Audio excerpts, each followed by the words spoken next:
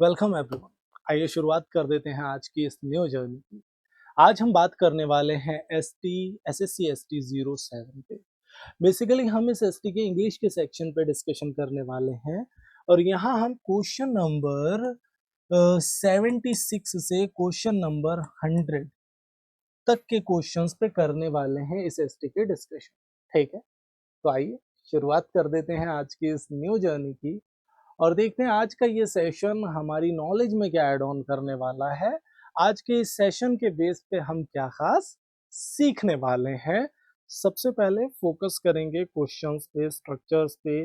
कोई भी नया वर्ड या कॉन्सेप्ट मिले उसे राइट डाउन कर लेंगे, मीन्स कॉपी और पेन निकाल के रखेंगे और कोई भी कॉन्सेप्ट, वर्ड, स्ट्रक्चर अगर आपको नया दिखे तो उसे तुरंत राइट डाउन कर लेंगे, क्योंकि ये स्ट्रक्चर्स प्रीवियसली आपके एग्जाम में आ चुके हैं, तो अपकमिंग एग्जाम में इनके आने के पूरे चांसेस होने वाले हैं। तो चलिए शुरुआत कर देते हैं। सबसे पहला जो स्ट्रक्चर है हमारा, आपको फिलर का क्वेश्चन मिल रहा है। Select the most appropriate word to fill in the blank. यहाँ पे इस पर्टिकुलर ब्लैंक में हमें सबसे अप्रोप्रिएट जो वर्ड है वो यहाँ पे फिल करना है। तो यहाँ पे he tried to dash my ring. अब यहाँ पे अगर हम बात करें स्टाइल, स्टाइल का मतलब पौड़ी या सीढ़ी से रिलेट करता है स्टाइल। ठीक है, इसका तो कोई चांस नहीं है। स्टील, स्टील तो स्टील हो जाएगा। ठीक है, स्पात से रिलेट करेगा स्टील। अभी तक स्टील का मतलब होता है चुराना, STEAL, और टू के बाद हमें V1 की ही जरूरत है वर्ब के फर्स्ट फॉर्म की, तभी इन्फिनेटिव बनेगा। तो एक्चुअल आंसर हमारा क्या जाने वाला है? Third part. Third part would be the correct answer and the structure would be he tried to steal my ring, कुछ ऐसा। Next question, a close fisted person. एक पर्सन जो है वो क्लोज फिस्टेड है। क्लोज क्लोज फिस्टेड पर्सन का meaning क्या हुआ, जरा देखो और पिक करो अपना answer. A close fisted person क्या होगा इसका meaning? A cruel person, a kind person, a miserly person, a strong person. अब देखो, ईडियम है। क्लोज फिस्टेड पर्सन मतलब क्या? जो पैसे को रोक के रखता है, खर्च नहीं करता, किसी को देता नहीं, अपने पास ही रखता है, अपनी फिस्ट को क्लोज करके रखता है, क्लोज फिस्टेड पर्सन है। क्लोज फिस्टेड पर्सन को हम सीधे सीधे कंजूस इंसान, माइजरली पर्सन, माइजर से हम इसे रिलेट कर सकते हैं। So a cruel person, kind person, strong person, ये सारे एलिमिनेट हो गए। हाँ, अगर इस ईडियम का मीनिंग आपके लिए नया है, ये ईडियम आपके लिए नया है, तो राइट डाउन कर लीजिए, क्योंकि ये आ चुका है, कई बार एग्जाम में आ चुका है। अपकमिंग एग्जाम में भी पूरे चांसेस है इसके बनने के आपके। Next question, retain. रिटेन का मतलब होता है किसी चीज को रिटेन करना, बनाए रखना, कुछ ऐसे। अब यहाँ पे आपको सेनोनिम बताना है रिटेन का। सबसे पहले अपने अकॉर्डिंग देखो क्या होगा रिटेन का सेनोनिम। डिस्ट्रॉय, गेन, कन्वे और मेंटेन। तो रिटेन का बेसिक मीनिंग क्योंकि है बनाए रखना, ध्यान से समझना। रिटेन का बेसिक मीनिंग क्या है? बनाए रखना। और मेंटेन का मतलब भी बनाए रखना है, क्योंकि गेन प्राप्त करना, डिस्ट्रॉय तबाह करना, बर्बाद करना, कन्वे कोई चांस ही नहीं। तो रिटेन को आप मेंटेन से सीधे सीधे रिलेट कर सकते हो। रिटेन को आप मेंटेन से सीधे सीधे रिलेट कर सकते हो और आपका आंसर जाएगा D part. Fourth part would be 100% correct answer. Next question की ओर बढ़ जाते हैं। The driver dive in the pool for a great from a great height. Dive in the pool. अब यहाँ पे select the most appropriate word to substitute the underlined word of the given sentence. If no substitution is required select no improvement. यहाँ पे आपको करना क्या है? ये जो अंडरलाइंड पार्ट है इसको आपको रिप्लेस करना है अप्रोप्रिएट ऑप्शन से। किस ऑप्शन से आप इसे रिप्लेस कर सकते हैं, आपको ये देखना है। सो अब सबसे पहले अगर आप स्ट्रक्चर को देखें, सिर्फ डाइव से तो आप स्ट्रक्चर को रिलेट कर नहीं सकते। सिर्फ डाइव से तो स्ट्रक्चर रिलेट हो नहीं सकता अगर आप ध्यान से देखें तो यहां से अगर हम देखें, डाइव की जगह डाइव्ड होगा।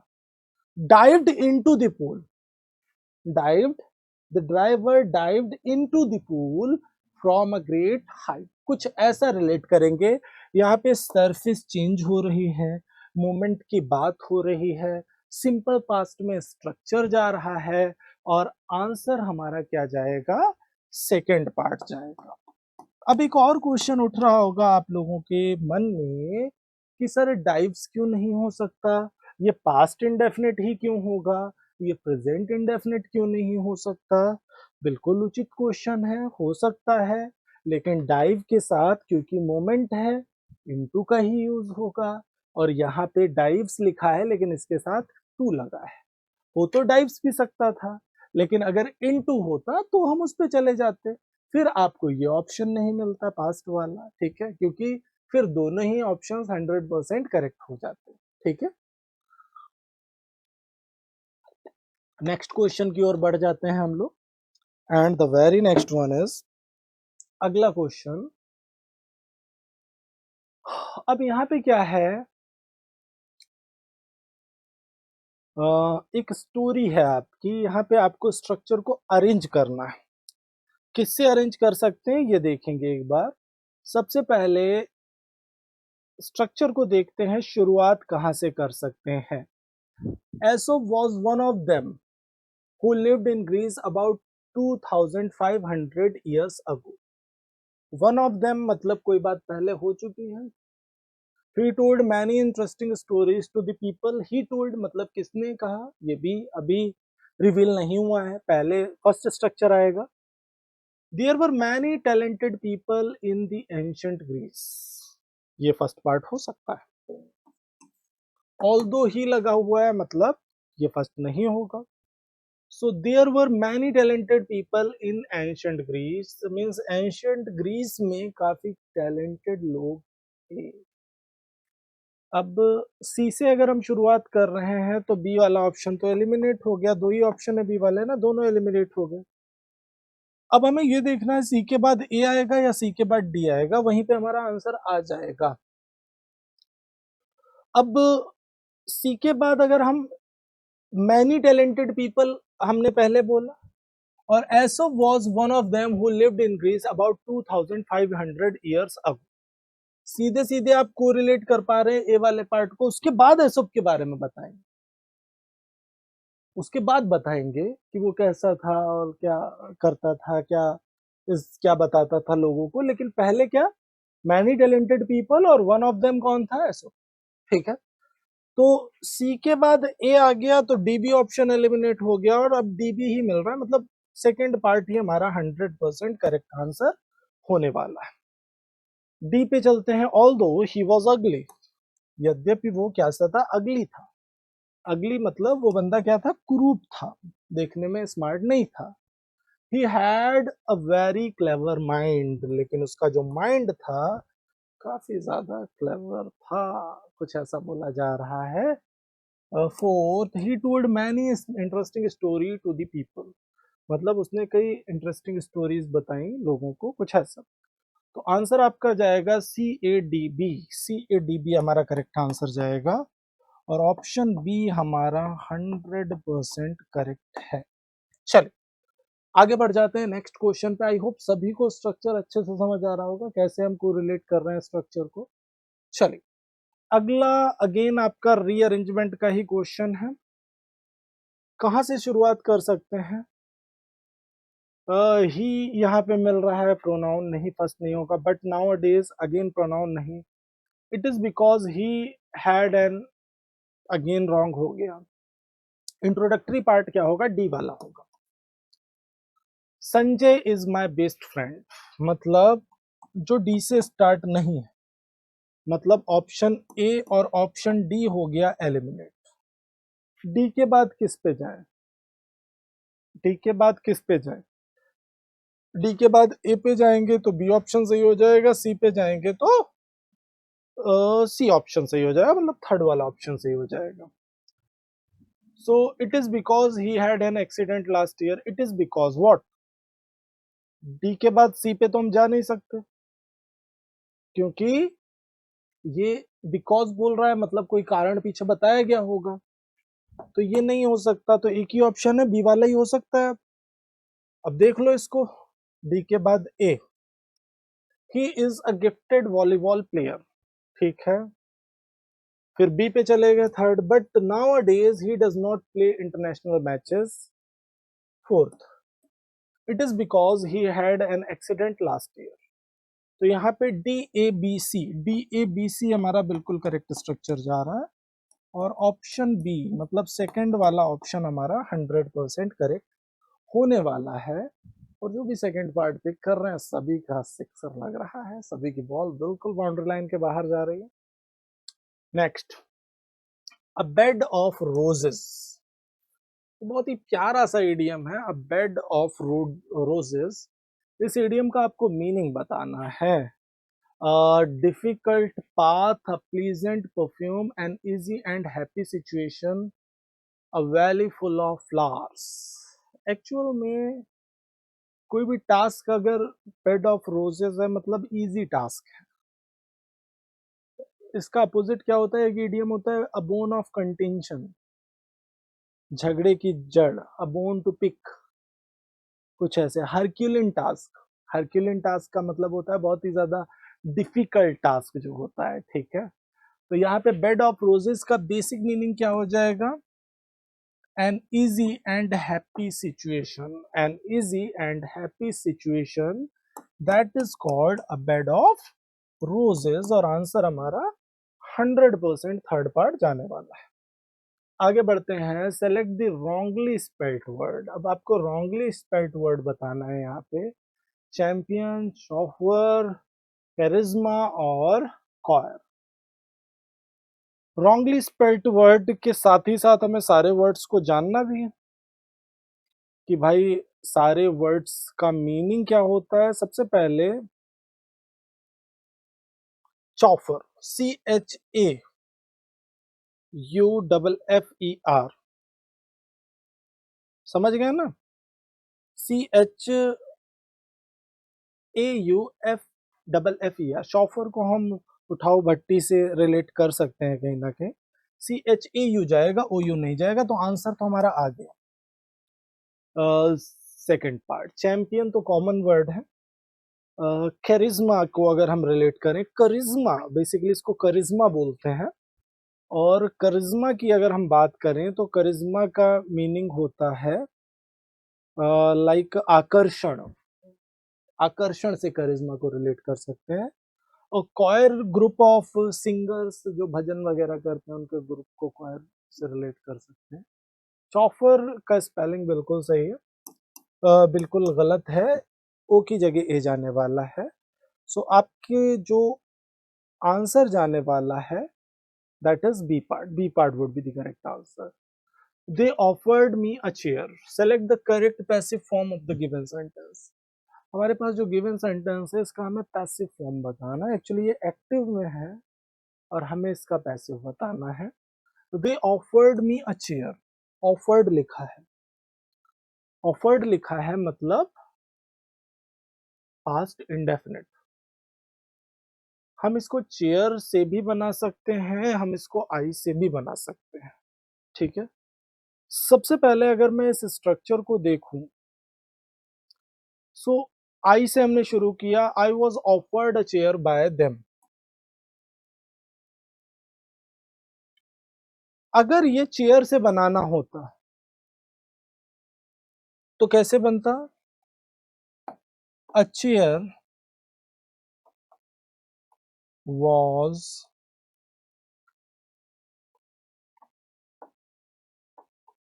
Offered to me by them, a chair was offered to me by them, ऐसे बनता है ये। अब आप कहते कि सर अच्छा ऐसे भी बन जाता है, ऐसे भी बन गया, तो इसमें से पिक कौन सा करते फिर। देखो भाई यहाँ पे इज लिखा हुआ है इसलिए गलत है, वरना अगर वॉज लिखा होता तो ये दोनों 100% करेक्ट हो जाते। और दो 100% करेक्ट ऑप्शन आपको एग्जाम में तो नहीं मिलेंगे ना। तो या आई से बना हुआ स्ट्रक्चर मिलेगा बिल्कुल सही है, या अ चेयर से बना हुआ स्ट्रक्चर मिलेगा बिल्कुल सही, दोनों एक साथ ही नहीं मिलेंगे। क्योंकि दोनों मिल गए तो दोनों 100% करेक्ट हो जाएंगे। समझ रहे हो ना मेरी बात? दोनों मिल गए तो दोनों 100% करेक्ट हो जाएंगे। ठीक है, चलिए आगे बढ़ जाते हैं। थर्ड पार्ट अभी यहाँ के अकॉर्डिंग थर्ड पार्ट ही आपका 100% करेक्ट आंसर है, और अगर आप थर्ड पार्ट पिक कर रहे हैं तो आपका 100% सिक्सर लग रहा है। आगे बढ़ जाते हैं। डिवाइड, एंटोनिम बताना है आपको गिवन वर्ड का, दैट इज डिवाइड। अब डिवाइड का एंटोनिम होने क्या वाला है, that is the point. Divide करना, अब डिवाइड करने के लिए अपोजिट वर्ड क्या होगा आपको ये देखना है। डिवाइड करना मतलब यूनाइट करना, अपोजिट क्या होगा इसका, यूनाइट करना, जोड़ना। डिवाइड करना अलग करना। इनगल्फ का मतलब होता है घेरना, जैसे कहीं पे पानी की मात्रा बहुत ज्यादा हो गई, पूरे एरिया को पानी में घेर लिया, इनगल्फ करना, घेरना। ठीक है, और प्रोवाइड देना, प्रदान करना होता है। स्प्लिट करना, अलग करना, स्प्लिट को आप अलग से रिलेट कर सकते हैं। तो आपका जो एक्चुअल आंसर जाने वाला है यहाँ से, that would be B part. और अगर आप बी ऑप्शन पे जा रहे हैं तो आप 100% करेक्ट है। चलिए, what a good idea Seema remark. अब यहाँ पे क्या करना है, select the correct indirect form of the given sentence. इस पर्टिकुलर सेंटेंस की इनडायरेक्ट फॉर्म आपको बतानी है, ध्यान दो। इस पर्टिकुलर सेंटेंस की इनडायरेक्ट फॉर्म आपको बतानी है। What a good idea Seema remark. अब यहाँ पे इसका अगर मैं इनडायरेक्ट फॉर्म देखूं, सीमा ने क्या किया, देखो एक्सक्लेमेटरी सेंटेंस है ये हमारा, तो एक्सक्लेम्ड तो जाएगा ही जाएगा। सीमा exclaimed that it was a very good idea। what को very में कन्वर्ट करेंगे और आंसर हमारा क्या जाएगा, B part. Seema exclaimed that it was a very good idea। और जो भी बी पार्ट पिक कर रहे हैं ना, सभी का सिक्सर लग रहा है, सभी की बॉल बिल्कुल बाउंड्री लाइन के बाहर जा रही है। आगे बढ़ जाते हैं। I like both tea and coffee but prefer the dash. Latter, last, least, latter. तो यहाँ पे बाद वाला, लेटर मीन्स बाद में, लेटर टाइम को प्रेजेंट करता है, और लेटर LATTER, लेटर क्या बताता है, पोजीशन की बात करता है। फॉर्मर का अपोजिट होता है लेटर, ध्यान से समझना। तो मुझे टी एंड कॉफी दोनों पसंद है, लेकिन बाद वाला ज्यादा पसंद करता हूं मैं। सो letter, prefer the letter, LATTER जाने वाला है, बाद वाले के सेंस में, पोजीशन को प्रेजेंट करता है। तो एक्चुअल आंसर हमारा क्या जाने वाला है, ए पार्ट। फर्स्ट पार्ट हमारा 100% करेक्ट आंसर होगा। आगे, one who loves his country. Select the one word for the given group, for the following group of words. One word substitution का एक्चुअल में क्वेश्चन है, एक स्टेटमेंट दिया है, इसके लिए वन वर्ड क्या होगा। One who loves his country, तो यहाँ पे अगर हम पैट्रियट की बात करें तो बिल्कुल सही है, क्योंकि देशभक्त होता है पैट्रियट का मीनिंग, देश भक्त। ट्रेटर तो देशद्रोही से रिलेट कर जाएगा, ठीक है। कोलैबोरेटर मतलब सहयोगी हो जाएगा, अगर मैं कोलैबोरेटर की बात करूं। कोलैबोरेटर का भी कुछ सेंस, कुछ केसेस में कोलैबोरेटर का मीनिंग देशद्रोही भी होता है, ध्यान से समझना। ट्रेटर से भी रिलेट करता है कोलैबोरेटर, और सहयोगी से तो रिलेट करता ही करता है। कॉन्स्पिरेटर, कॉन्स्पिरेसी मतलब षड्यंत्र हो गया, तो कॉन्स्पिरेटर मतलब जो भी षड्यंत्र करने वाला इंसान, उसको आप कॉन्स्पिरेटर से रिलेट कर सकते हैं। तो बिल्कुल पैट्रियट आपका बिल्कुल करेक्ट वर्ड है यहाँ पे ग्रुप ऑफ वर्ड्स के लिए। One who loves his country is known as patriot, देशभक्त। आगे बढ़ जाते हैं। My brother who live in Delhi has written me a letter.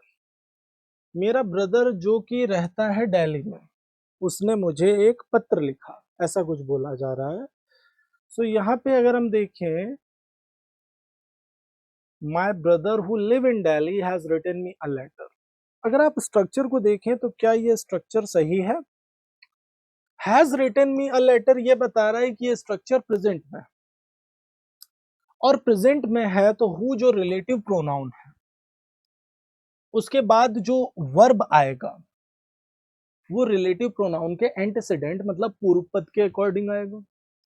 और रिलेटिव प्रोनाउन का एंटीसीडेंट क्या है? My brother. और माय ब्रदर अपने आप में क्या है? सिंगुलर है। और अगर माय ब्रदर सिंगुलर है तो इसके अकॉर्डिंग वर्ब भी सिंगुलर आएगा। अब कोई भी वर्ब का फर्स्ट फॉर्म अपने आप में क्या होता है? प्लूरल होता है। और जब वर्ब की फर्स्ट फॉर्म में एस या ईएस जोड़ते हैं तो वो क्या बनता है? सिंगुलर बनता है। अब अगर आप ध्यान से देखें तो लिव अपने आप में क्या है? प्लूरल है। और लिव में अगर हम एस जोड़ देंगे और लिखेंगे लिव्स तो ये क्या बनेगा? सिंगुलर बनेगा।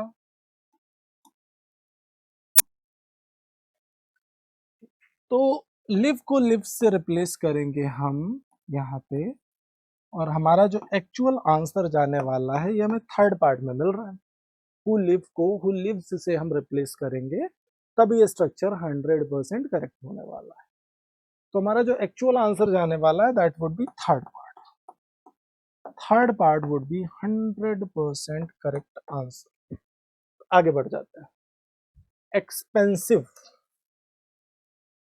एक्सपेंसिव का मतलब होता है महंगा। अब सॉबर, डियर, जेंटल, माइल्ड। देखो डियर का मतलब प्यारा भी होता है, आकर्षक और बहुमूल्य। डियर को हम बहुमूल्य से भी रिलेट कर सकते हैं। बहुमूल्य। तो बिल्कुल आंसर हमारा सिनोनिम इसका बहुमूल्य मतलब डियर ही जाने वाला है एक्सपेंसिव के लिए। क्योंकि अगर मैं बात करूं सोबर की, SOBER, सोबर का मतलब होता है संयमी। सोबर संयमी से रिलेट करता है। और जेंटल विनम्र शांत से आप रिलेट कर सकते हैं। माइल्ड की बात करें तो सौम्य। सौम्य। जेंटल को हम सज्जन से भी रिलेट कर सकते हैं, सौम्य या विनम्र, कुछ ऐसा हो गया माइल्ड आपका। तो आपका एक्चुअल आंसर सेकंड पार्ट ही जाने वाला है, डियर। डियर के लिए जो आपका सिमिलर वर्ड सिनोनिम जाएगा दैट इज एक्सपेंसिव के लिए डियर आपका सिमिलर वर्ड जाएगा, सिनोनिम जाएगा। जो भी बी पार्ट पिक कर रहे हैं सभी का सिक्सर है। आगे बढ़ जाते हैं। Select the word which mean the same as the group of words. Incapable of paying debts मतलब जो बंदा अपने डेब्ट्स को चुका नहीं पा रहा है, एक वर्ड में क्या बोलेंगे? तो यहाँ पे सबसे प्यारा जो वर्ड है इंसॉल्वेंट। बेसिकली सभी चैट बॉक्स में बता दो कि इंसॉल्वेंट का मीनिंग क्या होता है। दिवालिया।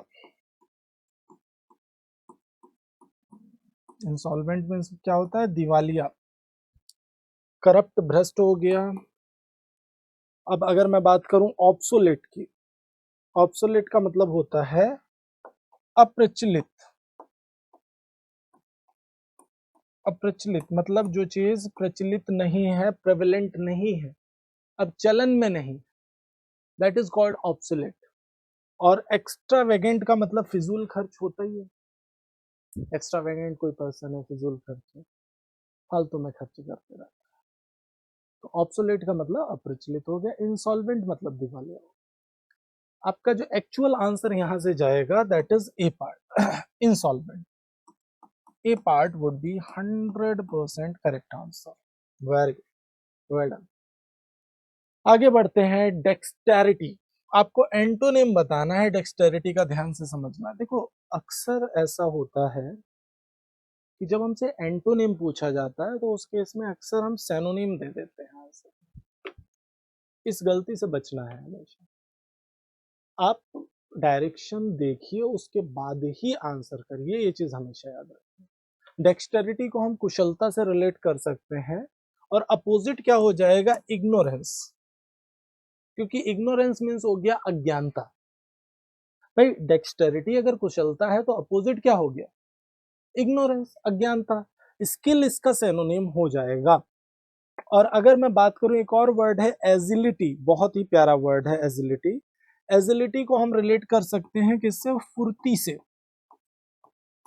फुर्ती, एजिलिटी का मतलब क्या हो गया? फुर्ती हो गया। तो अभी आपका जो एक्चुअल आंसर जाएगा that is ignorance, B part आपका 100% करेक्ट आंसर होने वाला है। Next question, in the sentence identify the segment which contains the grammatical error. अब इस सेंटेंस के अंदर आपको वो स्ट्रक्चर बताना है जिसमें ग्रामेटिकल एरर है।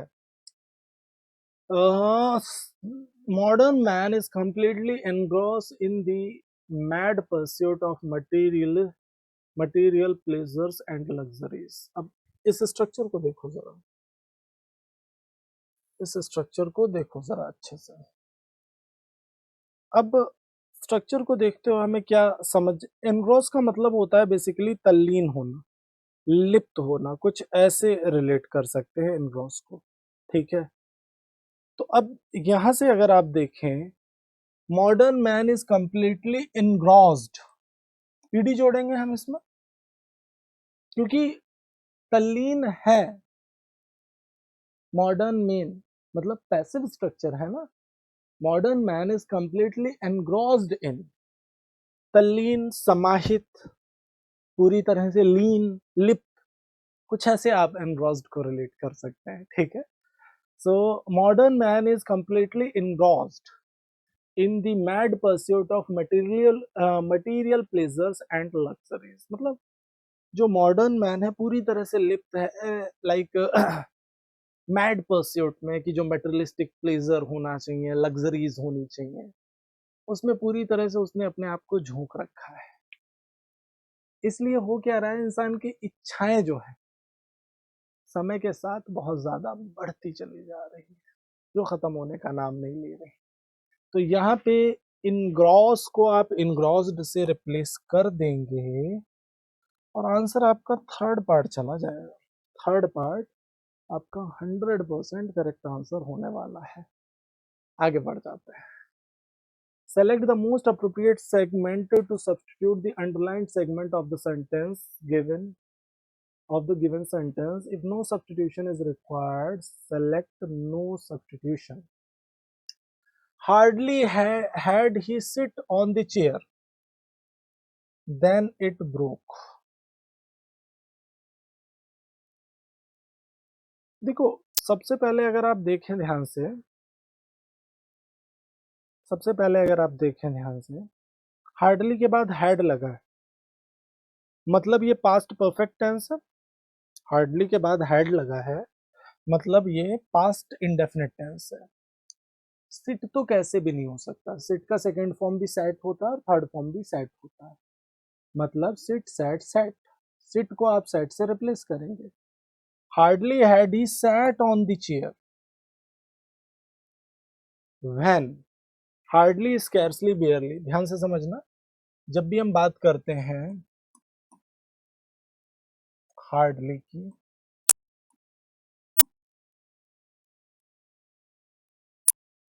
स्कैर्सली की, बेयरली की, इस केस में हम आगे के स्ट्रक्चर को किससे जोड़ते हैं? व्हेन से जोड़ते हैं या बिफोर से जोड़ते हैं। व्हेन या बिफोर से हम आगे के स्ट्रक्चर जोड़ते हैं, किसके केस में? हार्डली, स्कैर्सली और बेयरली के केस में। व्हेन या बिफोर से आगे के स्ट्रक्चर को हम लोग जोड़ते हैं। देन तो कभी नहीं मिलता हमें, और देन अगर नहीं मिलता हमें, व्हेन मिलता है, तो सेट जहां मिल रहा है और व्हेन मिल रहा है वही हमारा करेक्ट स्ट्रक्चर। तो ये दोनों का कॉम्बिनेशन हमें थर्ड ऑप्शन में मिल रहा है। और अगर आप थर्ड ऑप्शन पिक कर रहे हैं ना माय डियर एस्पिरेंट्स, तो आपका सिक्सर लग रहा है, आपकी बॉल बिल्कुल बाउंड्री लाइन के बाहर जा रही है। नेक्स्ट क्वेश्चन की ओर बढ़ जाते हैं और देख लेते हैं अगला क्वेश्चन आखिर हमसे क्या कहना चाहता है। हाँ, अगर हम देखें यहाँ पे, select the wrongly spelled word, हमें बताना है कि कौन सा स्पेलिंग रॉन्ग है। क्रिमेटर, क्रिएटर, क्रिकेटर और क्रैकर। देखो क्रैकर तो सही है, पटाखे की बात हो रही है, क्रैकर पटाखा। क्रिकेटर भी सही है स्पेलिंग, अगर आप ध्यान से देखें तो कॉमन स्पेलिंग्स हैं। क्रिएटर की अगर हम बात करें, यहीं पे प्रॉब्लम है, क्योंकि क्रिएटर CREATOR क्रिएटर, रचनाकार, क्रिएटर होगा। और क्रीमेटर मतलब शव जलाने वाला व्यक्ति, जो क्रीमेशन करता है, शवदाह करता है, उसको बोलते हैं क्रीमेटर। तो सबसे जो अप्रोप्रिएट आंसर है आपका, that is B part. Creator का स्पेलिंग रॉन्ग है। क्रीमेशन वर्ड जानते हो ना? क्रीमेशन का मतलब होता है अंतिम संस्कार करना, दाह संस्कार करना। क्रीमेशन कुछ ऐसे रिलेट करता है, ठीक है। चलिए, अब क्या है, क्लोज टेस्ट है हमारे सामने। इस पैसेज को अच्छे से देख लेते हैं और इसके बाद इससे रिलेटेड जो भी क्वेश्चन है उनके आंसर्स करेंगे हम लोग। Dash of trucks carrying soldiers was coming down to the mountain road. अब जो सोल्जर्स का एक पर्टिकुलर ग्रुप होगा, ट्रक्स का, जो सोल्जर्स जिसमें बैठे हुए हैं, ये ट्रक्स का जो ग्रुप है वो mountain, coming down the mountain road से नीचे की ओर आ रहा था। The trucks dashed slowly as there had been heavy snowfall in that area. Trucks जो है स्लोली ही चल रहे थे क्योंकि वहां पे उस एरिया में हैवी रेनफॉल, स्नोफॉल हुआ था, काफी बर्फबारी हुई थी। Suddenly, with a dash, a huge tree on the hillside fell, bringing along with the boulders and mud. अब हुआ क्या कि ट्रक के आगे क्या हुआ कि एक आवाज सी आई और जो ट्री था पहाड़ का, वो बड़े से साउंड के साथ, अब मिट्टी के साथ, पत्थरों के साथ नीचे गिरा। बॉर्डर को हम रिलेट कर सकते हैं, यहाँ पे गोल पत्थरों से रिलेट कर सकते हैं बॉर्डर्स को। Dash the driver of truck first truck stop, does the driver of first truck stop in time. अब यहाँ पे हुआ क्या कि फॉर्चुनेटली ऐसी कंडीशन थी कि जो फर्स्ट ट्रक का ड्राइवर था, वो एक साथ चलते हैं ना सारे ट्रक, उसने फर्स्ट ट्रक को टाइमली ब्रेक मार दिया। The soldiers got down and started dash the road. अब सोल्जर्स नीचे उतरे और उन्होंने क्या किया कि रोड को क्लीन करना शुरू कर दिया, जिससे कि ट्रक आगे बढ़ पाए। आई थिंक सभी को समझ आ गया होगा पैसेज क्या कह रहा है, आसान सा पैसेज है। चलो, फर्स्ट फिलर के लिए हमारा आंसर क्या होगा, ए के लिए। A dash of trucks carrying soldiers was coming down the mountain road.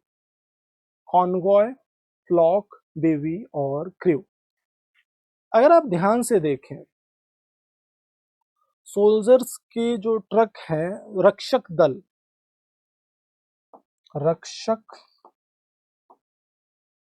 दल कॉन्वॉय रिलेट करेगा इससे, तो आंसर आपका ए पार्ट जाने वाला है फर्स्ट के लिए। A convoy of trucks carrying soldiers was coming down the mountain road.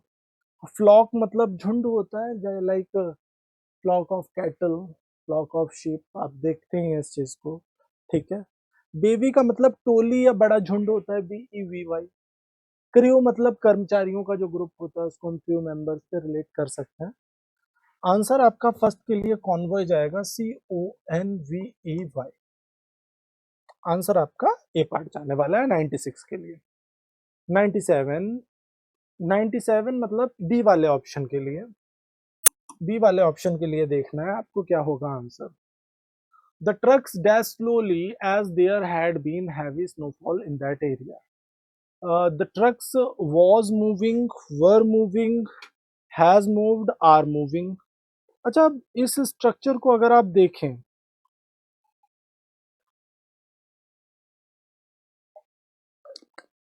Had been लगा हुआ है, स्टॉप्ड लगा हुआ है, तो आप ये समझ पा रहे हैं कि ये पास्ट का स्ट्रक्चर है।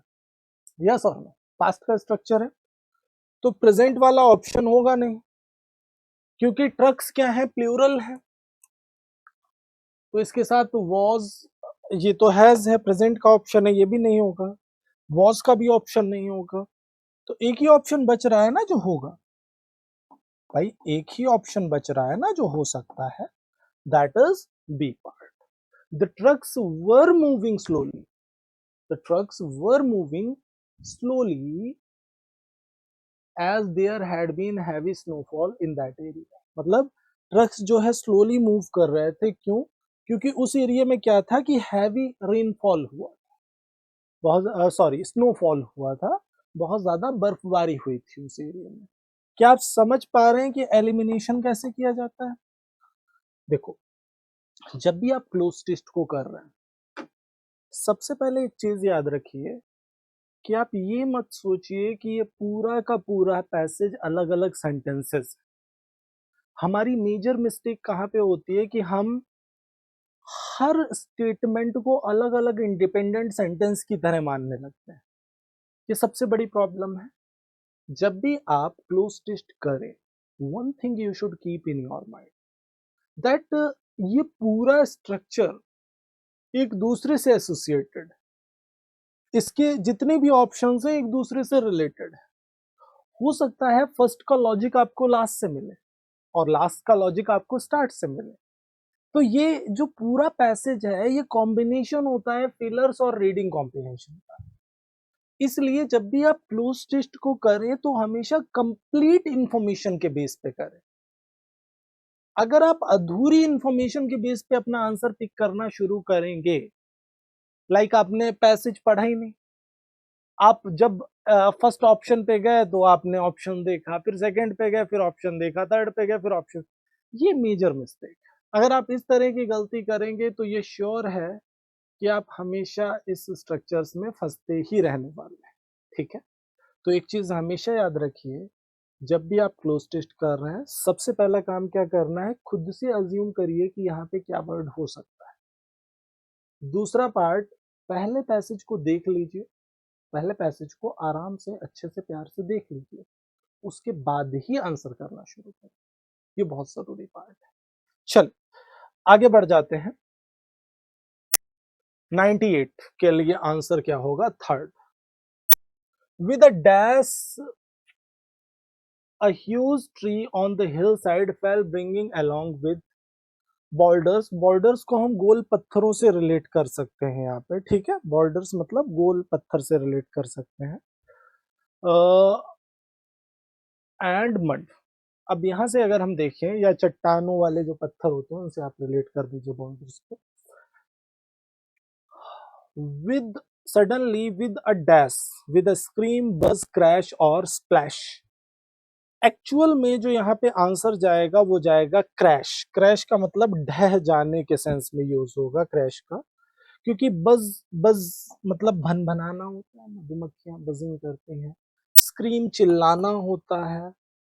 और अगर मैं स्प्लैश की बात कर लूं यहाँ पे, स्प्लैश मतलब छपछपाहट, पानी की जो छपछपाहट होती है उसको हम स्प्लैश से रिलेट कर सकते हैं। तो आपका जो सबसे अप्रोप्रिएट ऑप्शन है यहाँ पे, that would B third part.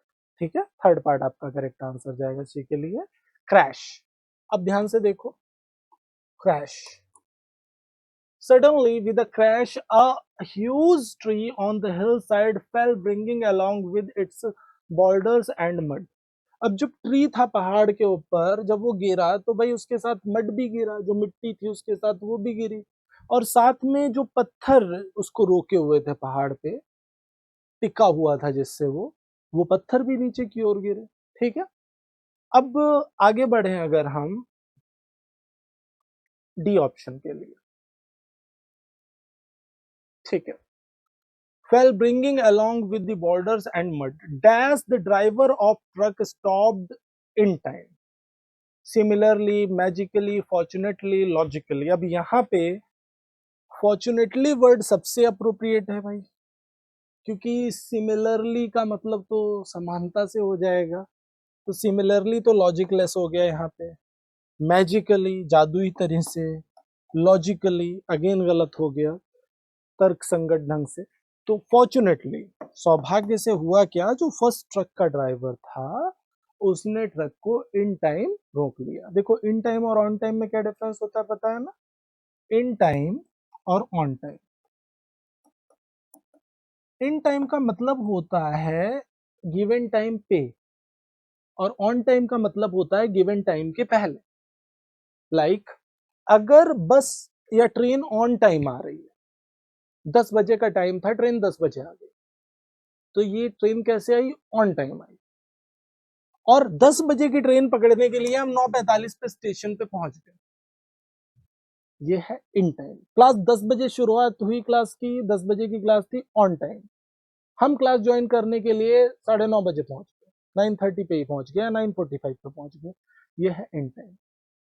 तो इन टाइम का मतलब होता है गिवन टाइम के पहले, और ऑन टाइम का मतलब होता है गिवन टाइम पे। ये लॉजिक बहुत अच्छे से दिमाग में रखना है। अब यहां से अगर हम देखें, fortunately the driver of first truck stopped in time, the soldiers got down and started dash the road, altering, clearing, changing और moving।